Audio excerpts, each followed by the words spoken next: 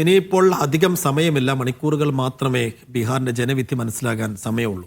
എന്നാലും മണിക്കൂറുകൾ മാത്രമേ ഉള്ളൂ എന്നതുകൊണ്ട് തന്നെ അവസാനവട്ട കണക്കുകൂട്ടലുകളൊക്കെ പുരോഗമിക്കുകയാണ്. എക്സിറ്റ് പോളുകൾക്ക് വിപരീതമായിരിക്കും തെരഞ്ഞെടുപ്പ് ഫലം എന്നാണ് മഹാസഖ്യത്തിന്റെ വിലയിരുത്തൽ. ഉയർന്ന പോളിംഗ് ശതമാനം അനുകൂലം എന്ന കണക്കുകൂട്ടലാണ് നിലവിൽ NDAയും. എന്തായാലും നാളെ വോട്ടെണ്ണൽ നടക്കുമ്പോൾ എക്സിറ്റ് പോൾ ഫലങ്ങളെ സാധൂകരിക്കുന്ന ഒരു ഫലമാണോ അതല്ലെങ്കിൽ അതിനെയൊക്കെ അട്ടിമറിക്കുന്ന രീതിയിൽ മഹാസഖ്യത്തിന്റെ വിജയമാകുമോ എന്നുള്ള ഒരു ആകാംക്ഷ തന്നെയാണുള്ളത്. പ്രത്യേകിച്ച് ബീഹാർ തെരഞ്ഞെടുപ്പ് ഫലം ദേശീയ രാഷ്ട്രീയത്തിൽ അതീവ പ്രാധാന്യമുള്ള ഒരു തെരഞ്ഞെടുപ്പ് ഫലം കൂടിയാണ് എന്നുള്ളത് കൊണ്ട് തന്നെ ഇന്ത്യയുടെ മുഴുവൻ ശ്രദ്ധയും കേന്ദ്രീകരിക്കുന്ന ഒരു സംഭവം നാളെ തന്നെയായിരിക്കും. ധനസുമോദ് വിവരങ്ങൾ നൽകാനായി ചേരുന്നുണ്ട്. ധനസുമോദ്, അങ്ങനെ എല്ലാ കണ്ണുകളിലും ബീഹാറിലെത്തി നിൽക്കുകയാണ്. സ്വാഭാവികമായിട്ടും നാളെ ഫലം പുറത്തു വരുമ്പോൾ അത് എക്സിറ്റ് പോളുകൾ പറഞ്ഞതായിരിക്കുമോ അതല്ല മഹാസഖ്യത്തിന് അനുകൂലമാകുമോ എന്നുള്ള ചോദ്യമാണ്. എന്തായാലും ഇപ്പോൾ നിലവിൽ മുന്നണികളുടെ കണക്കുകൂട്ടലുകൾ എന്തൊക്കെയാണ്? ഇപ്പോൾ SIR നടപ്പാക്കിയ ശേഷം നടക്കുന്ന ആദ്യത്തെ നിയമസഭാ തെരഞ്ഞെടുപ്പ് എന്നുള്ള ഒരു പ്രാധാന്യം തന്നെയാണ് ബീഹാർ നിയമസഭാ തെരഞ്ഞെടുപ്പ് ഫലത്തിനുള്ളത്. ഇതിൽ ഏറ്റവും പ്രധാനമായി ഉറ്റുനോക്കുന്നത് കാര്യം JDUവിൻ്റെ പിന്തുണയോടുകൂടി തന്നെയാണ് ഇപ്പോൾ മൂന്നാം മോദി സർക്കാർ ഭരിച്ചുകൊണ്ടിരിക്കുന്നത്.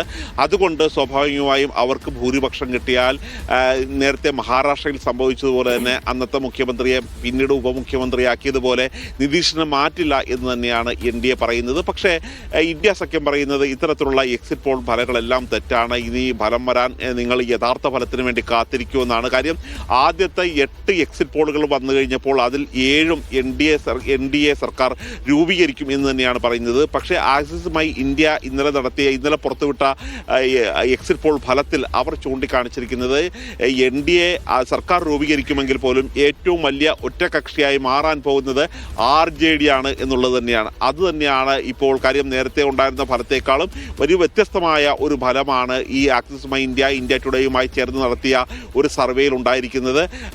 ഈ കാരണങ്ങൾ കൊണ്ടൊക്കെ തന്നെയാണ് ബീഹാറിലെ ഫലം വളരെ ഒരു പ്രതീക്ഷയോടുകൂടി തന്നെയാണ് ഇന്ത്യ മുന്നണി ഇപ്പോൾ നോക്കിക്കണ്ടിരിക്കുന്നത്. കാര്യം രാഹുൽ ഗാന്ധി വോട്ട് ചോരി വിവാദം ഉൾപ്പെടെയുള്ളവ ഉയർത്തിയതിനു ശേഷം നടത്തിയ ഏറ്റവും പ്രധാനപ്പെട്ട ഒരു തെരഞ്ഞെടുപ്പ് കൂടിയാണ് നടക്കുന്നത്. കാര്യം ഈ ഹരിയാനയിലെ വോട്ട് അട്ടിമറി രാഹുൽ ഗാന്ധി തെളിവടക്കം പുറത്തു കൊണ്ടുവന്നതിന് ശേഷമാണ് ഈ വോട്ടെടുപ്പ് നടത്തുന്നതിൻ്റെ തലേ ദിവസമാണ് അദ്ദേഹം ഇത് പ്രഖ്യാപിച്ചിരുന്നത്.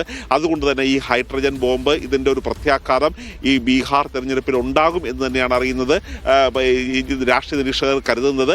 കാര്യം അതിനുശേഷം ഈ കേന്ദ്ര തെരഞ്ഞെടുപ്പ് കമ്മീഷൻ ഒരിക്കൽ പോലും പിന്നീട് എന്താണ് ഇതിനകത്ത് ഹരിയാനയിൽ സംഭവിച്ചത് എന്നുള്ളൊരു കാര്യത്തിൽ ഒരു വിശദീകരണത്തിന് പോലും തയ്യാറായിട്ടില്ല. ഈ ഒരു സാഹചര്യത്തിലാണ് ഏവരും ബീഹാറിൻ്റെ ഫലം ഉറ്റുനോക്കുന്നത്.